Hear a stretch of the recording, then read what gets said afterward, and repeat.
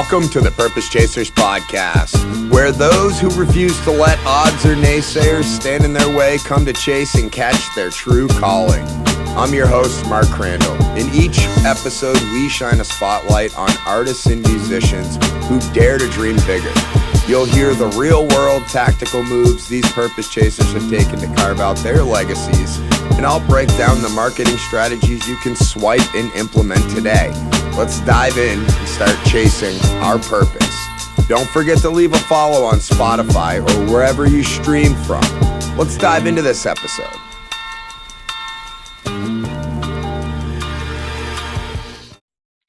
Welcome back, Purpose Chasers. I got to start this episode by stating full disclosure in a moment of humility. I canceled this episode that we're about to record probably 4, maybe even 5 times.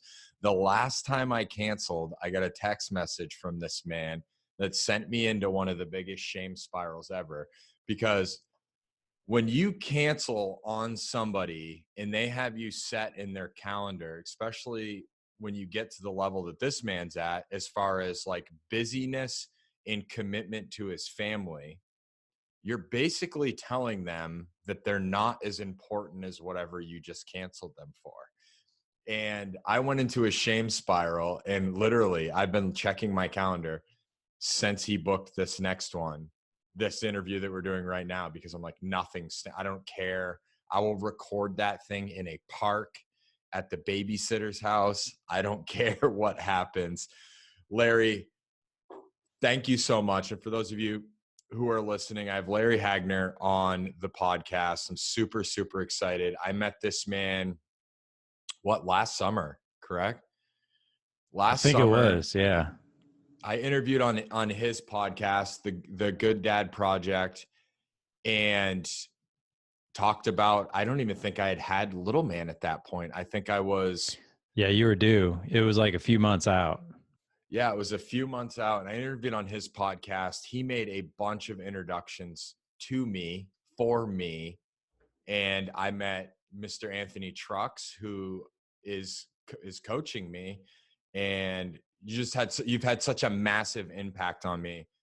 But I wanted to start with some humility. I actually got some coaching from Anthony on how to acknowledge the fact that I dropped the ball. And he's like, well, it sounds like it sounds like a great opportunity for you to humble yourself in front of the rest of the Purpose Chasers and let them know you're not perfect, because you sound pretty perfect on your show. So Larry, thank you so much for coming on, man. It's a pleasure to have you. And I already gave him a little pregame on my apology before we hit record. So it's all good, man. I've got 4 boys running, the Dad Edge podcast, over umbrella organization, Good Dad Project. I think we'll never get rid of that, but yeah, the podcast is Dad Edge. And yeah, man, it's crazy busy. I gotta be honest, man. I was like, I just don't think he wants me on the show.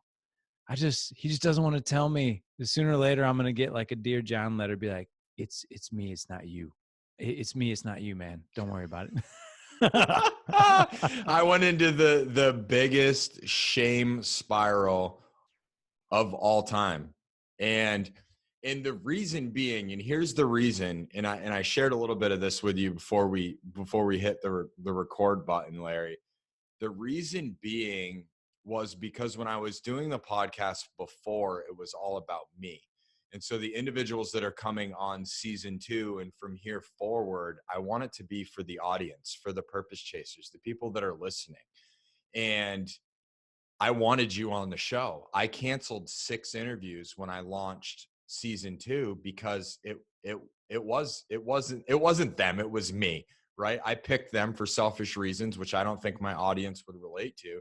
And you're one of the ones that I really wanted on. So I forget what in the hell I committed to this last time.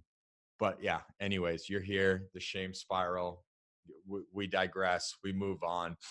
So Larry, so obviously I know how you had 4 boys. And I love seeing, I follow you on Facebook and you really give me ideas. Honestly, have no reason for why I haven't joined the Dad Edge alliance yet. That's coming for sure, especially as I get busier and busier and busier as an entrepreneur.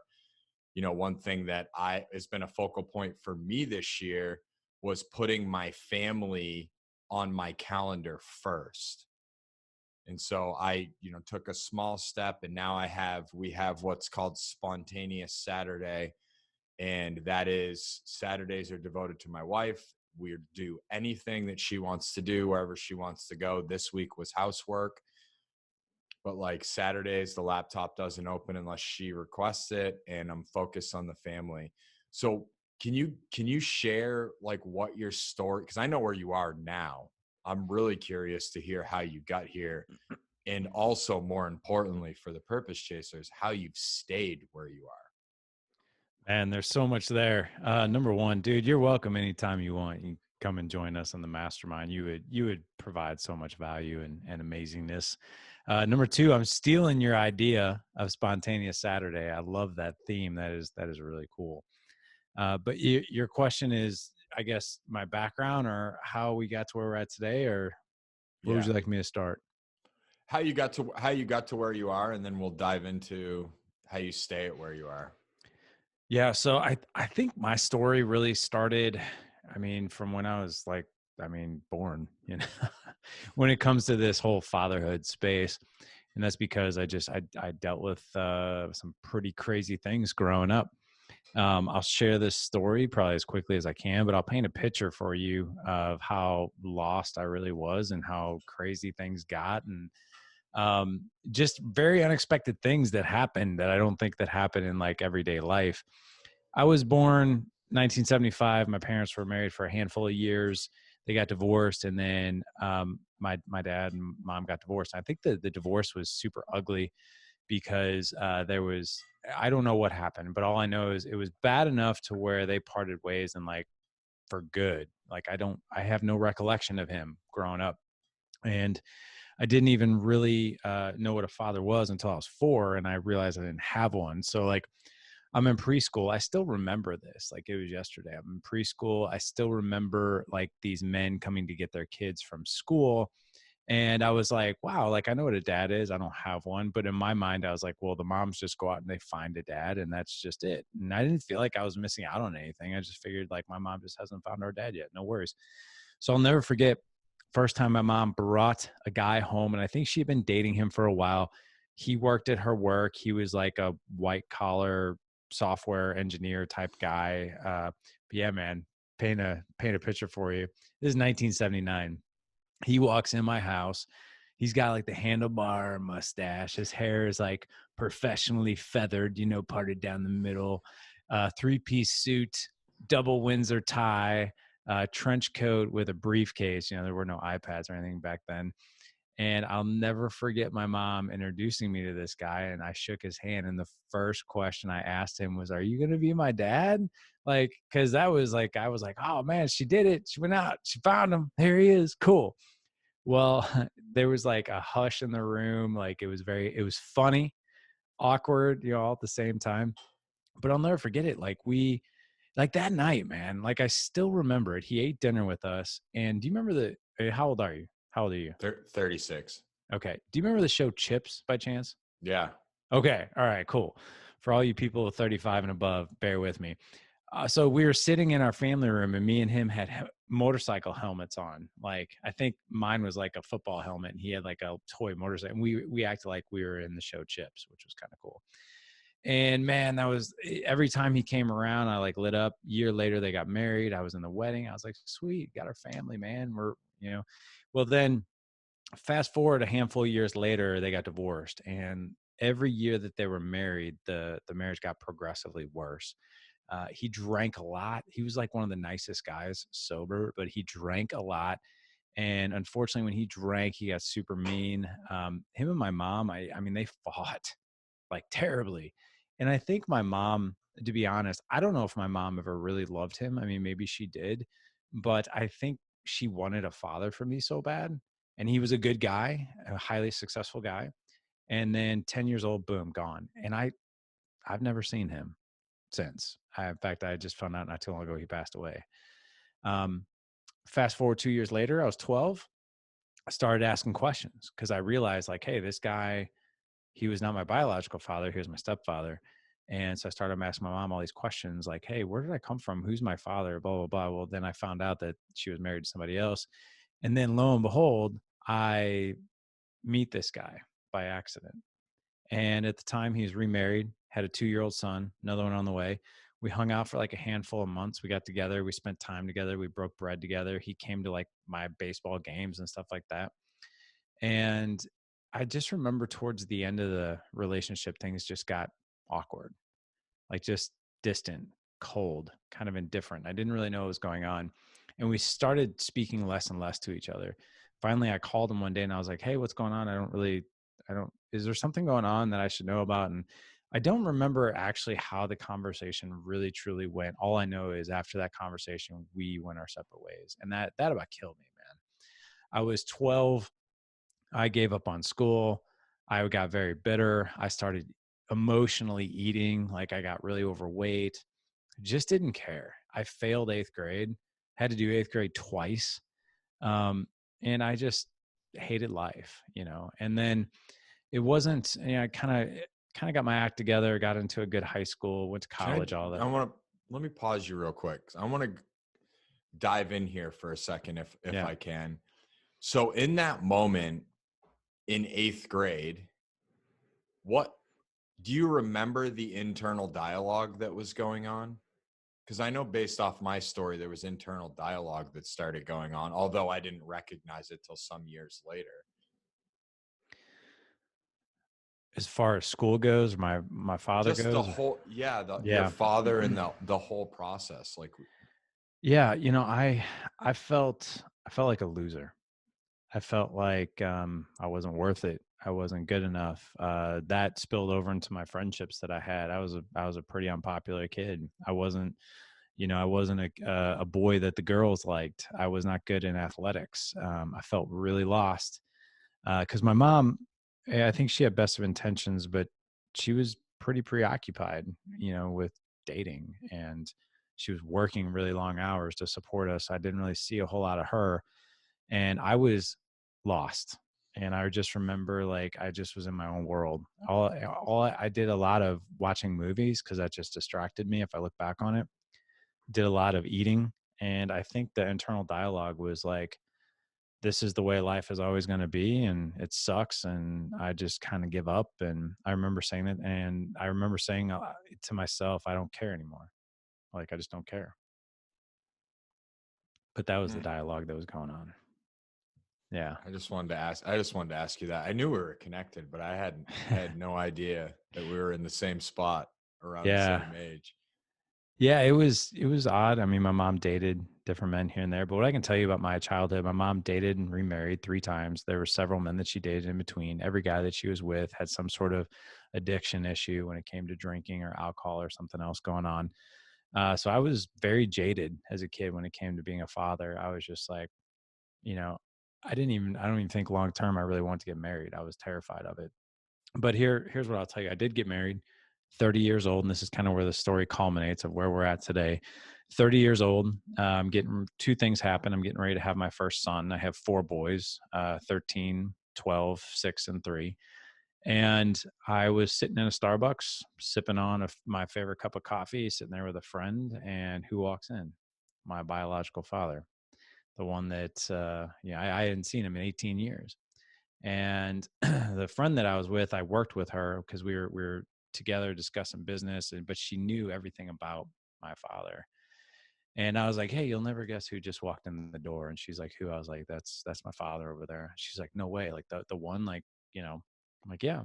She's like, "What are you gonna say to him?" I was like, "It's like I'm not gonna say anything to him." Like, she's like, "You're gonna let him walk out of here and not say anything to him?" I was like, "Yeah, it's been 18. He's never been a part of my life. It's been 18 years since I've seen him, and last time I saw him, like, it was a terrible conversation. Like, where do you start at 30 years old?"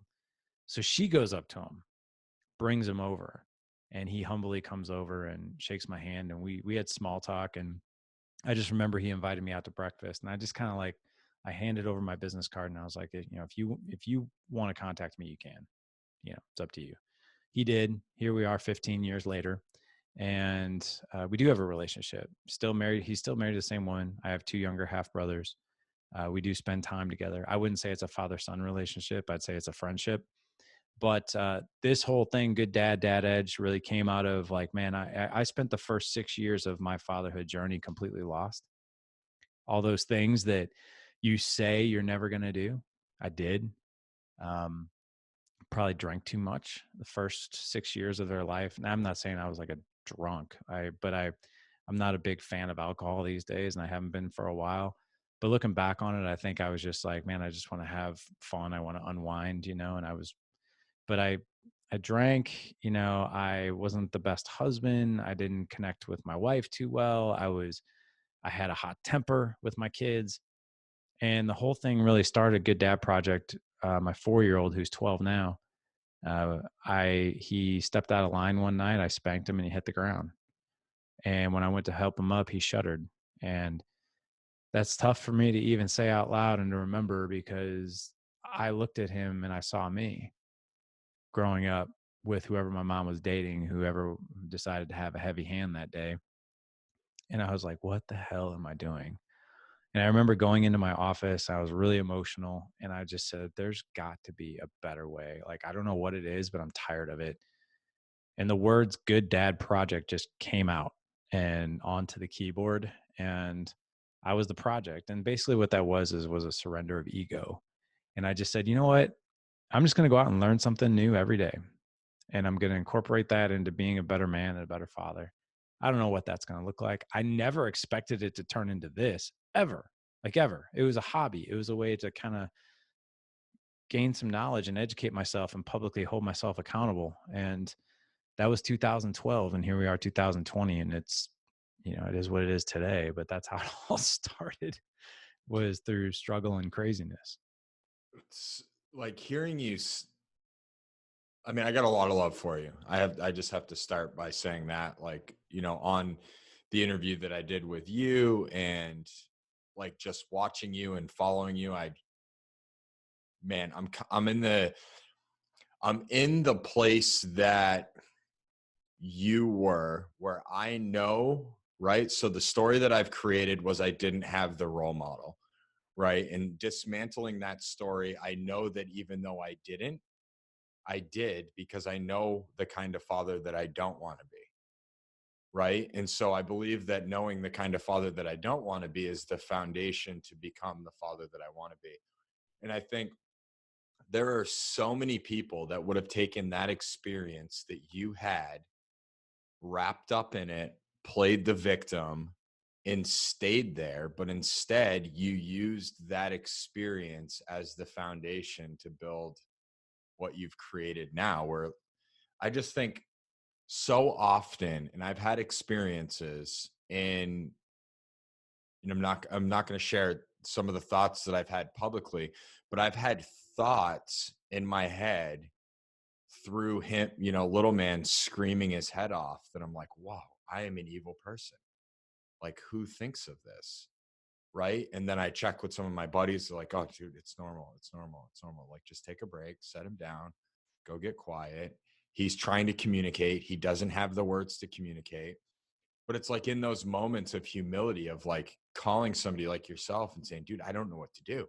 He's screaming his head off. And then my buddy Pete, who I called, and he said, Mark, he just doesn't know how to communicate. I know, I had to Google it. It's just like using that moment as a platform to educate yourself and become better into, I think, all big projects, right? Like the Dad Edge Alliance and what you're doing with these fathers start from an idea and from pain. It's the same with Purpose Chasers. It started from a car ride to work and just being so unfulfilled, knowing I was called to do more. And I had no idea it was going to turn into what it turned into. So thank you for sharing that. And I just feel much more connected to you than I already did, and more shameful about canceling 4 previous interviews. So you started doing research. You researched one thing, found one thing a day that you started to apply. At what point, Larry, were you like, okay, what I'm learning could probably help Mark, or could probably help whoever's listening to this. Like, at what point did that start to click? That's a good question. I think it still is clicking, to answer your question. But I remember, so the Good Dad Project, it was started as a Facebook page, not a group, but like just a page. And I just started posting things on there. And I'll never forget, I had a mom's group of all places, of all things, reach out to me and say, hey, we've got this mom's group at this church. We've been watching your page. We really want you to come and speak. And I'm like, speak on what? What do you want me to speak on? And they were just like, it's just the trials and tribulations of being a father. And I was like, wow. Okay. So I did that. And I just remember, and I was like, well, how many women are we talking? Like, what, like group of 10, 25? And they're like, no, it's 250 people. I was like, oh, okay.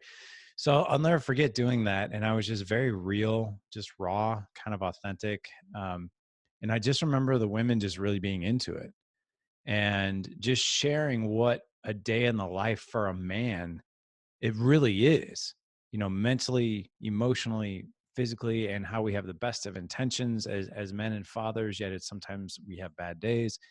And it was received so well. And then I got asked to do another one, and then another one, and then another one. And then it wasn't until probably 2013 that I started the blog and I started writing about it. And the blog got a little bit of traction, gooddadproject.com, but it wasn't until 2015 when I started podcasting. And I had spent 2 years blogging. I went to Tony Robbins' event, Unleash the Power Within, in 2014. I remember writing down with a pen saying, I'm going to publish my first book and start my podcast in 2015, which I did. And when I started podcasting and then the podcast started to really take off, I started to get messages from people saying, man, like you have no idea, like you just had this guest on, you hit upon this. Like I had no idea how to unlock more patience. I didn't know how to connect with my wife. I didn't know how to connect with my kid. I didn't know how to connect with my teenager. I felt like we were getting disconnected. I didn't know how to be a better leader. I didn't know how to tap into more confidence. Like once I started hearing that, I was like, wow, like men just kind of came out of the woodwork. And I was like, wow, this is really cool. Like these things resonate. And what I've really learned, I would say over the past 2 years is really 5 dimensions that really circle our mind and our heart and our spirit at all times. And that's mass. And by the way, before I mention these 5 dimensions, these are things that we're not taught usually growing up in the school system. And they're the most important things out there. Mastering our personal finances. We are not taught how to do this. I literally on Friday, I just posted this on social media. I took my 2 oldest boys to my financial advisor, where he sat them down and he taught them the power of compound interest, disciplined saving, and saving early. Like we're not taught that stuff. The other thing is optimizing your health, physical, mental, emotional, spiritual health. Those 4 elements. Having what we call creating a legendary marriage. Man, we don't know how to do that. And what are the 4 elements of a legendary marriage? It's self-care, it's the partnership, the friendship, and lovers. Like if you understand what those 4 elements are and the tools, and then to tap into that and then to go ahead and execute on that, I guarantee the divorce rate would be so much lower. Not to mention the fulfillment of being married would skyrocket if you just knew what the secret sauce was and the tools you had to go get it. The other thing is connection with your kids. So many of us, man, we go to our graves, we go to our deathbed with, man, I wish I would have had a better connection with my kids. But how do I do that? And we say this all the time, but without connection, there's no influence. You have a little man right now, right? Which when he's 1, 2, 3, 4, 5, 6 years old, they're super easy to control. Like, hey, go to your room. Hey, do this. Hey, do that. Once they're teenagers, all you have is connection. Connection. That's your credibility. And if you do not start that connection, without connection, you have no influence. But the question becomes, well, how do I do that? What does that look like? And we're not taught that stuff. In fact, usually the way we're brought up is we're shown the opposite, which is really scary. And then the last and final thing is business. And you know this from starting a business. Men love to talk about business. We love to create businesses, but we don't necessarily have the resources or the community to bounce things off of, strategy and marketing and all these fun things we want to do. And then businesses flop. So those are the 5 things that really tend to be on the minds and hearts of men. So I just got to be transparent. Here's what came up for me, Purpose Chasers, where I'm at in my life. Why am I not subscribed to Larry's podcast? And I was on it. So that's happening immediately following the show. I'm like tearing up a little. Even I had no idea that this interview was going to hit me as hard as it is. This year, the last 3 years that I've been in business, it's been about like creating financial security for my family, right? Like the provider instinct in me. And I've done that. And at the cost of losing connection to my wife, right? So at that cost. And now this year, my focus is putting my family first and building everything around that. Here's the thing, Larry, I got to be 1,000% transparent. I don't know how to do that. Right? Like I have this provider instinct that's been kicked into overdrive due to, traumatic past and everything that's happened to me and my scarcity mindset and all these limiting beliefs in my own head. So it's like provide. But like what you just said, that just nailed me like a dart in the chest was, if you don't have connection, what do you have? And that's just been really, really landing on me. And all the money, all the impact, all of those things are great. But when I'm laying, after I put little man in his PJs at night and we're laying on the bed and he's playing and we're playing with this teddy bear that he's still kind of scared of because it talks. And he looks at me and holds my hand. He's 7 months old and he holds my hand and he's looking at the teddy bear and looking at me. Right. It hits me every night because he's looking at me to make sure that I got him. And I want him to continue to look at me as he gets older, because when I look back through all of my childhood, like I didn't want money. I didn't want any of the possessions that I, as a child and growing up in my adolescence and even my early adult years, I thought I wanted. All I wanted was time. That's how kids spell love, is Yeah. Time, right? You've hit upon that in a huge, profound way, and you're right. So a couple of reflections. Number one, thanks for sharing that with me. Most of us are wired to do that. It's in our DNA to provide. It's in our DNA to hunt and gather. But when you think about the entire job of a provider, providing things and assets and material things, and that's just a portion of it. In fact, I would argue to say that that's a small portion of what we actually need to provide. What's your son's name? Mark. Mark. Okay, great name. One thing that little Mark needs from you and my boys need from me, and for those of you guys out there who have daughters, right? They really need that rock. They need that foundation. They need that humility. They need life lessons from you. They need time. They need affection. They need words of affirmation. They need all those things because, yeah, like you said, I mean, how many people out there can provide means, but they have zero connection with their kids or their wife? There's a lot of them out there. You never want to build a wallet full of money and come home to a house full of strangers. And the other thing too is, if you think about it, and this is I learned this from Dominic Quartocchio. Wait, Quartocchio. I'm saying it wrong. Anyway, he came on the podcast and he shared a quote with us, and that was, "The definition of hell is meeting the man that you could have been when you're on your deathbed." And that one hit me so hard. Like it gives me chills right now just saying it out loud again. And I've made it more or less a tagline of what it is that we do, because no man wants to do that, but most men are on that destination right now because they're living in what we call the drift, the grind, the wash, rinse, repeat, whatever you want to call it, where every day seems like the day before. And they don't capture those moments that they truly, truly want. And they're working so hard to make it that they can do that, but all the while they're missing it.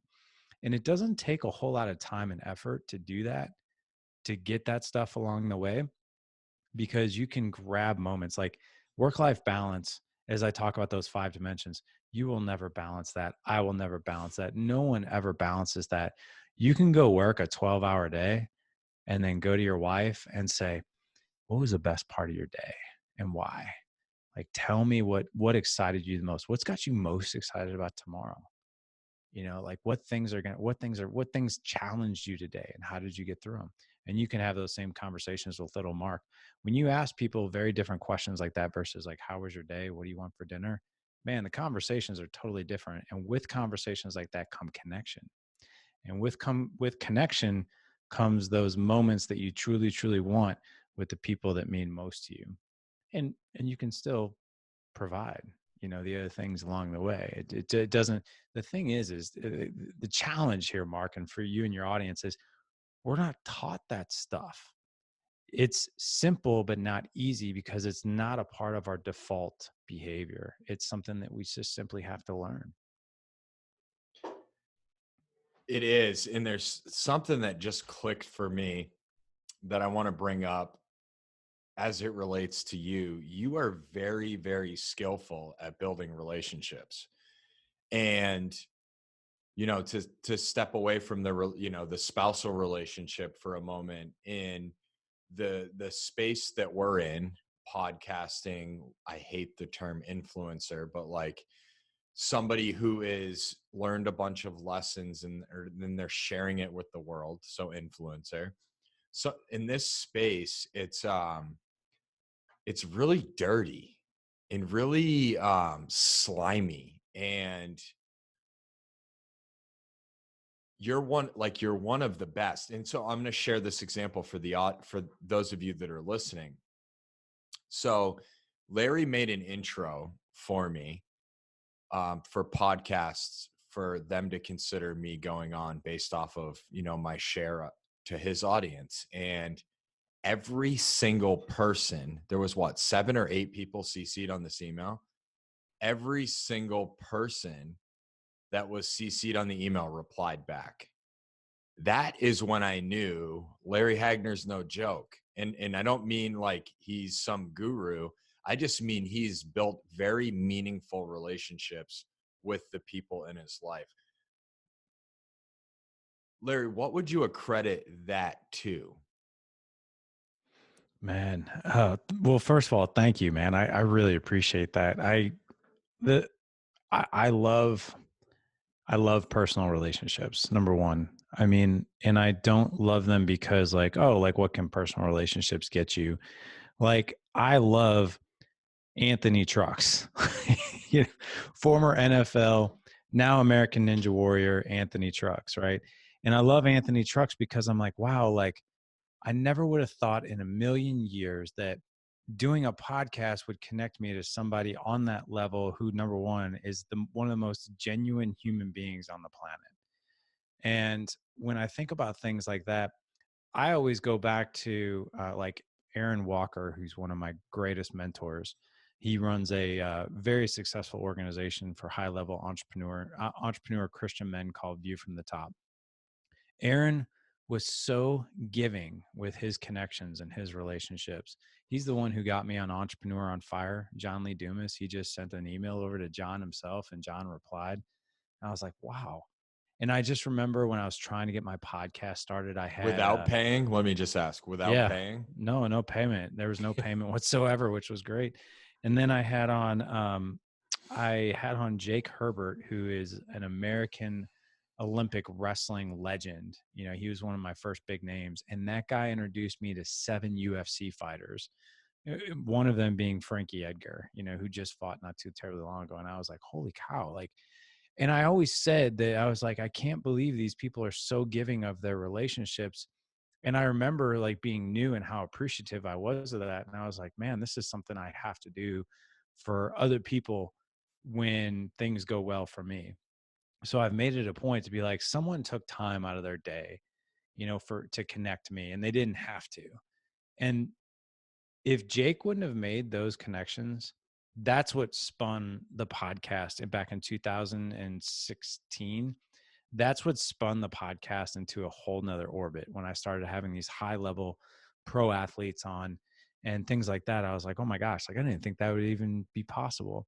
So anytime someone comes to me and they're doing something like this and it's if I have the relationships, man, I'm going to share them, because I remember how great that felt when I started.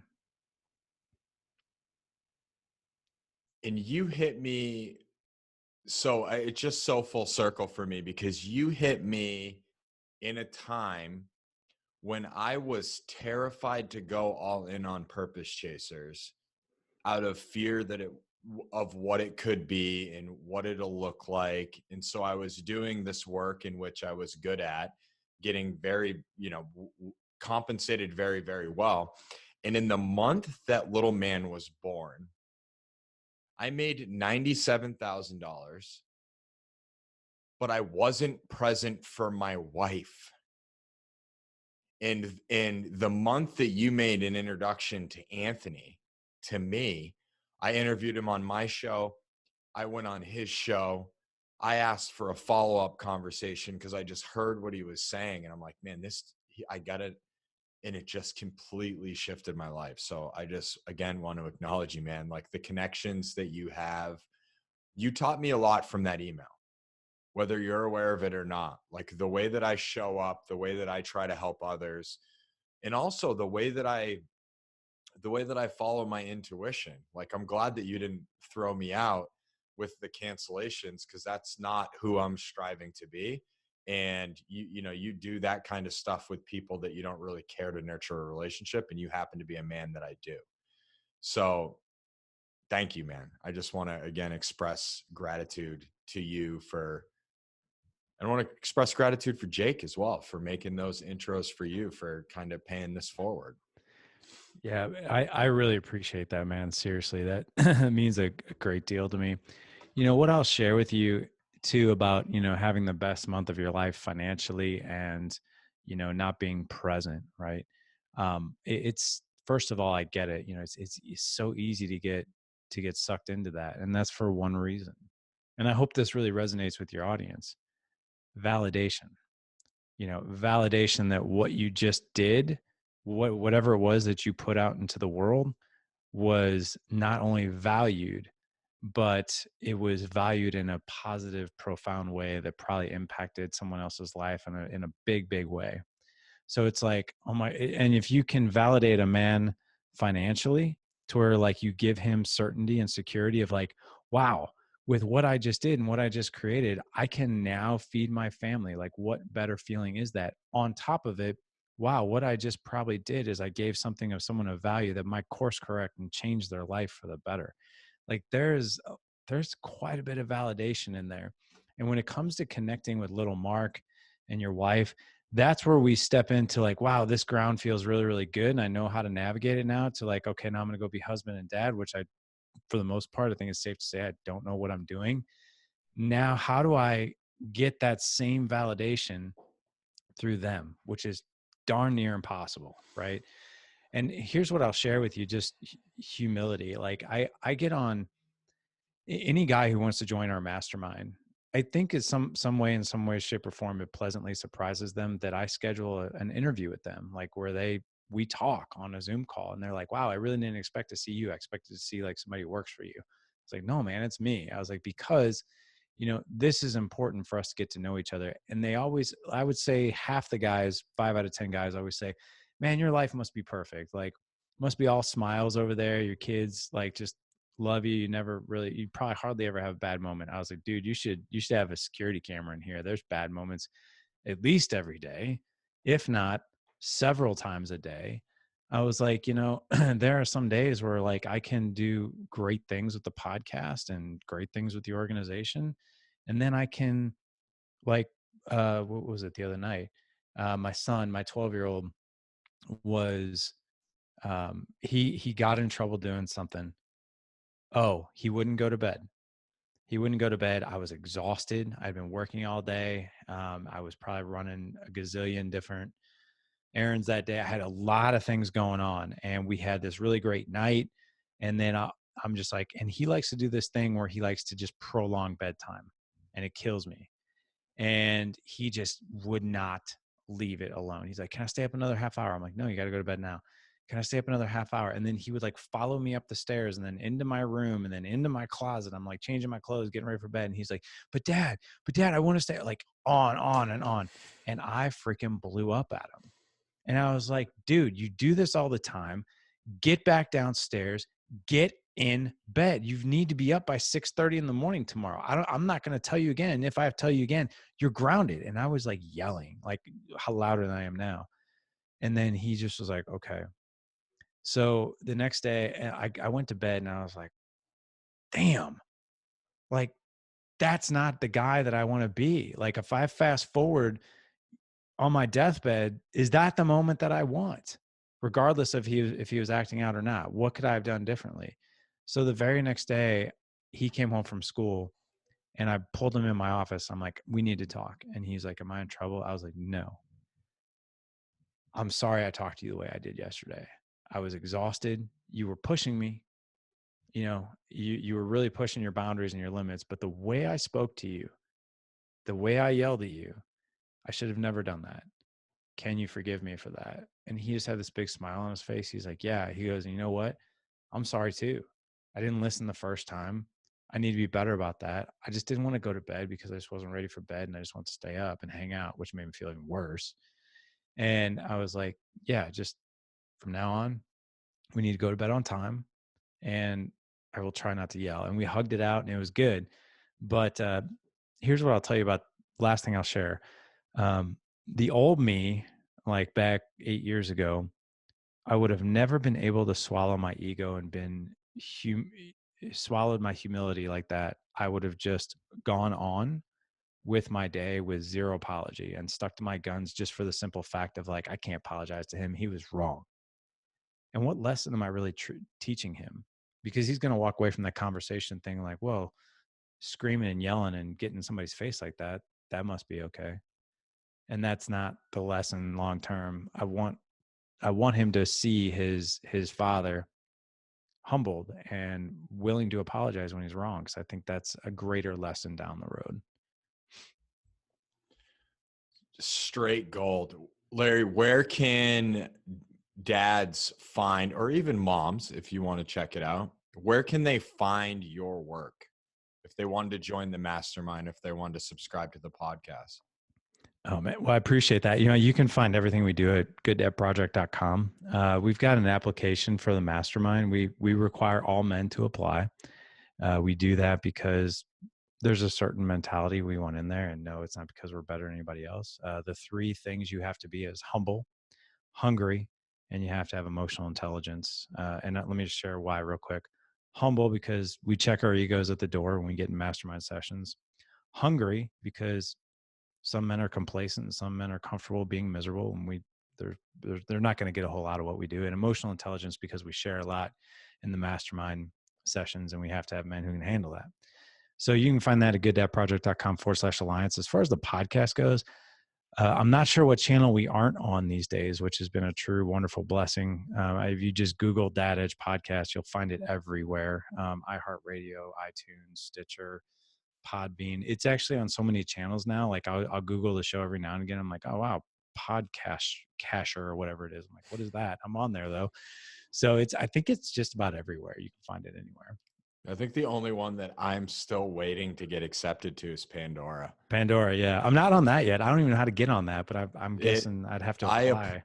I applied like 8 months ago and still haven't heard back. So Larry, thank you so much for coming on. I'm just truly grateful for who you are. Really grateful for your forgiveness, which I'm hopeful that you'll forgive me for, canceling those interviews, and know that that's not at all who I am and how I'm trying to show up. And when you say it's not who you are, I was like, in my head, I went, well, he's going to say, well, that's who you showed up as. So I understand that you don't want to be that, but you definitely showed up like that. So thank you so much, man. If you are interested in anything that Larry talked about, it's going to be in the show notes, the mastermind, the podcast, all things, the Dad Edge will be in there. Thank you so much, Larry. Man, my pleasure. Thank you so much for coming on, or for me coming on. See, that's a wrap on this episode of the Purpose Chasers podcast. If you're ready to take action, don't wait. Head over to thepurposechasers.com to access notes, resources, and a host of other tools to keep you moving forward.